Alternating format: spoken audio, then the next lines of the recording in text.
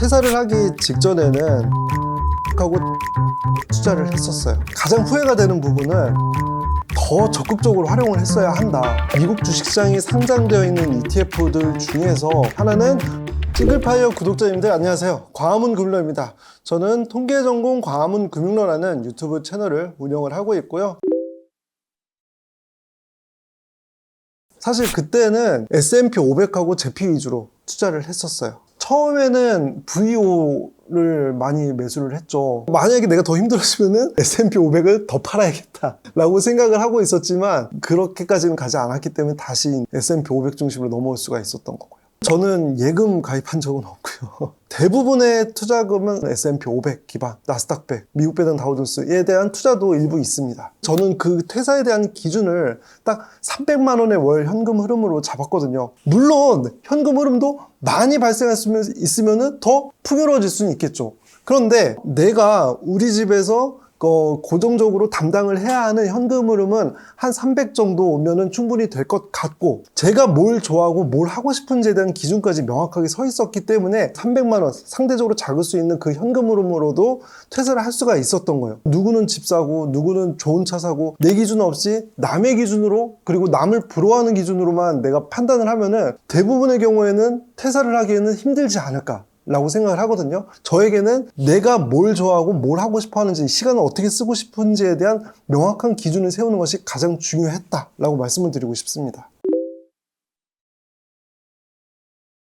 배당주 같은 경우에는 아무래도 기반이 개별주의다 보니까 상대적으로 등락폭이 큽니다. 일반적으로 내가 꾸준하게 모아갈 만한 그런 자산으로서 접근을 하는 것은 아니라서, 상대적으로 배당 ETF 같은 경우에는 배당금을 잘 주는 그런 좋은 주식들이 많이 모여있다 보니까, 물론 그 중에서도 한두 종목들은 배당금이 삭감되기도 하고 주가가 크게 하락하기도 하죠. 그런데 그 외에 수많은 종목들이 여전히 꾸준하게 배당금을 성장시키면서 배당금을 잘 주기 때문에 상대적으로 주가 방어도 그런 잘하는 측면이 있거든요. 그러면은 이 배당 ETF를 어떠한 기준으로 매수를 하는 것이 좋으냐? 2020년에 코로나 팬데믹, 2008년에 서브프라임 모기지 사태, 이렇게 주가가 급격하게 하락할 수 있는, 주식시장이 붕괴가 되는 그런 상황에서도 얼마나 안정감 있게 잘 버텨주느냐, 이것이 배당 ETF가 다른 성장주 중심의 ETF보다 더 가져야 할 이런 장점이라고 볼 수가 있기 때문에 이러한 부분에 대해서 좀 중요한 가중치로 보고요. 그리고 또 상대적으로 장기 투자를 했을 때의 성과도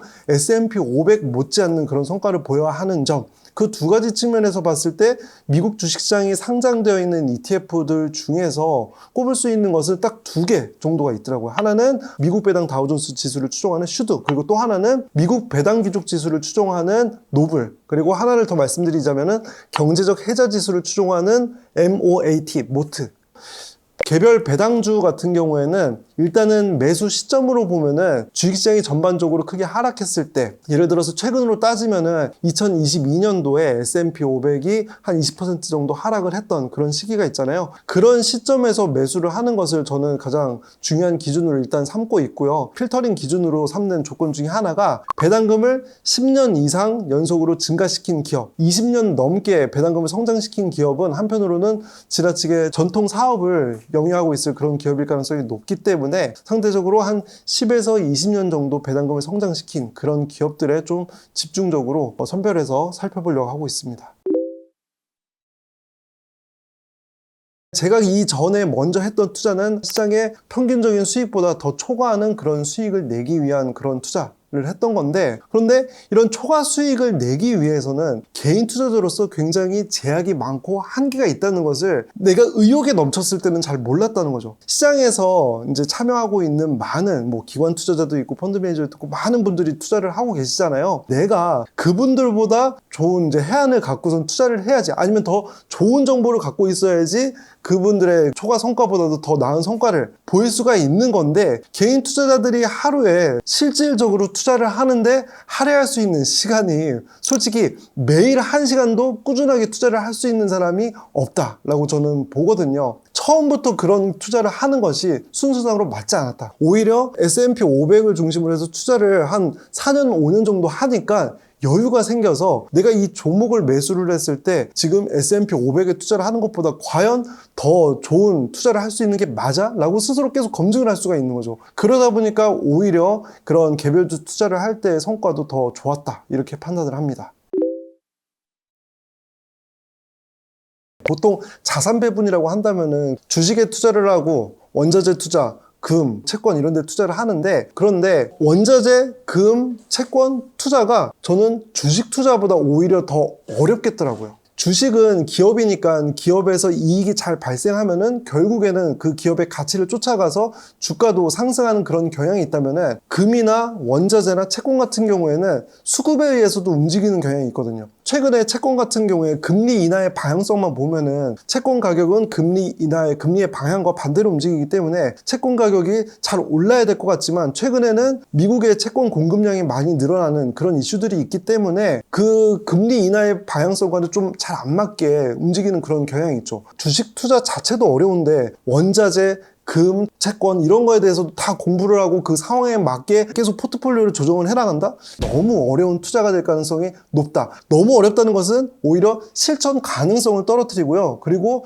잘못된 실천으로 오히려 변동성이 더 큰 포트폴리오를 구축하기가 쉽다, 이렇게 저는 판단을 하고요. 가장 일반적으로 개인 투자자들이 할 수 있는 리스크 해칭이 뭐냐? 저는 현금성 자산을 보유하는 거라고 생각을 해요. 현금성 자산을 저는 20에서 30%는 항상 보유를 하는 것. 내가 어떻게 하면 위기가 왔을 때 좋은 주식을 더 많이 담을 수 있도록 현금을 잘 보유를 할 것인가, 여기에 좀 초점을 두는 것이 그런 부분이라고 저는 생각을 합니다.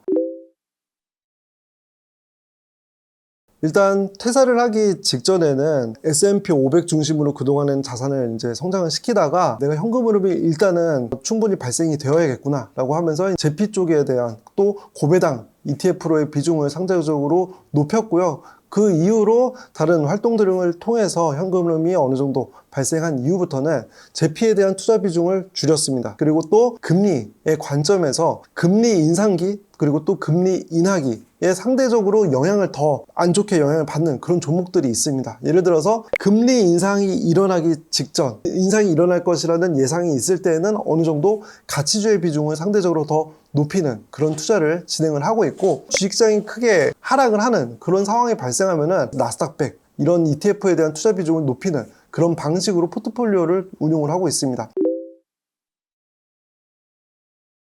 근데 제가 처음에는 직투 위주로 S&P 500을 모았어요. 그런데 가장 후회가 되는 부분은 연금저축계좌를 더 적극적으로 활용을 했어야 한다. 보통 연금저축계좌를 꺼려 하시는 이유 중에 하나가 중도에 인출을 했을 경우에 16.5%의 기타소득세를 내는 거, 이것 때문에 꺼려 하시는 거거든요. 그런데 연금저축계좌에서 만약에 매수를 하지 않았다면은 원래 매도를 했을 경우에 15.4%의 세금을 내게 돼요. 그리고 미국 주식시장에 상장되어 있는 직투로 했을 때는 250만 원의 비과세를 빼고 22%의 양도소득세를 내게 돼 있거든요. 그렇다면은 그런 것과 비교를 해서도 내가 16.5%의 기타 소득세를 내는 것이 그렇게까지 과도하지가 않다는 거예요. 그리고 또 실질적으로 저는 제가 실제로 은퇴할 것을 생각을 하다 보니까 건강보험료 같은 것들도 걱정이 되더라고요. 그런데 연금저축계좌에서 발생하는 현금 흐름은 건강보험료에 부과가 되질 않습니다. 근데 건강보험료는 8% 정도가 나가게 돼 있거든요.